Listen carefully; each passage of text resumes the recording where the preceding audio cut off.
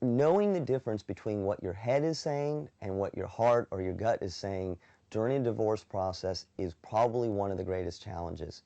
What you need to do is you need to be able to keep your emotions in check. And I know that's easier said than done, but one of the ways that you can do this is during the times of your day and your weeks where you're not in a heated discussion or you're not under a lot of stress, take some time to practice things like deep diaphragmatic breathing, getting involved in meditation, yoga, exercise. Learn how to control the strong emotions.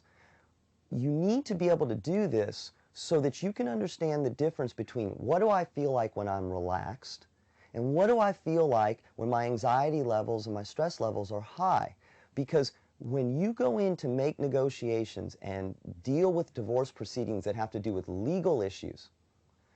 the more you let your heart and your gut and your emotions play into it, the more vulnerable you are. So again, take time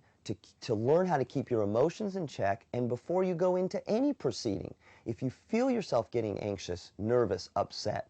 it is okay to tell the lawyers, to tell the judge, to tell your ex-spouse, I need a few minutes to collect myself, or I need a few minutes, because that time that you spend collecting yourself and getting things together is going to be time very well spent when you need to go think with your head and not think with your gut. Recognizing what your personal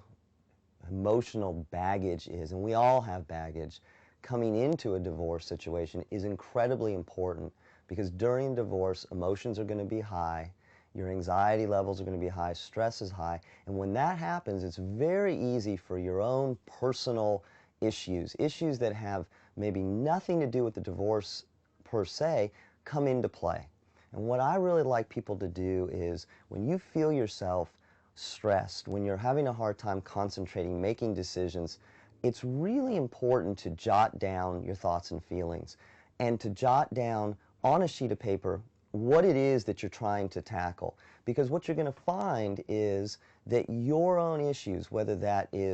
are those issues of abandonment, issues of self-esteem, etc., are going to come into play during the divorce proceedings. So it's real important to take a reality check. Take some time out when you're dealing with the divorce proceedings. Focus on yourself, focus on calming down, and then moving forward.